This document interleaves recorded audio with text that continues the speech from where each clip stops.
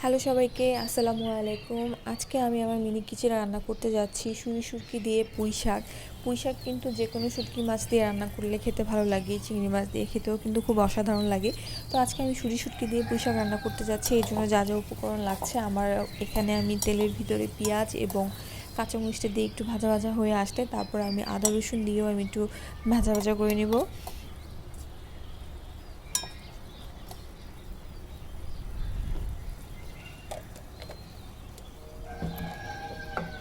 তারপর সিদ্ধ করে রাখা সেই শুটকিগুলো আমি দিয়ে দিচ্ছি। আমি খুব ভালো করে ধুয়ে নিয়েছি। এখন এটাকেও আমি তেলের ভিতরে একটু ভাজা ভাজা করে নিচ্ছি, কারণ শুটকির একটা ব্যাড স্মেল আছে।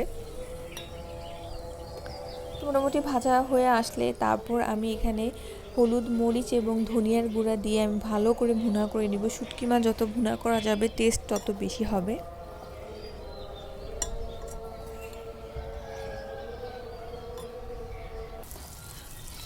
আমার শুটকি মাছ ভুনা হয়ে গিয়েছে, এখন আমি পুঁই শাকগুলো দিয়ে দিচ্ছি।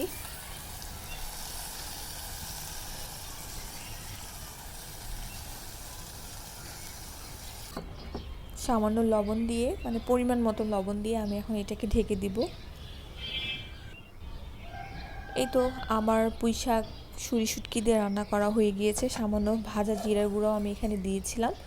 এখন এটাকে আমি পরিবেশন করব। সবার ভালো লাগলে লাইক করবেন, কমেন্ট করবেন এবং আমার এই অনার্স টাইনি ওয়ার্ল্ডের সাথে থাকবেন। আশা করি আপনাদের সবার এই ভিডিওটি ভালো লেগেছে।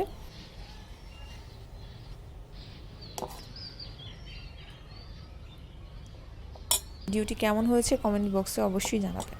সবাই ভালো থাকবেন। আল্লাহ হাফেজ।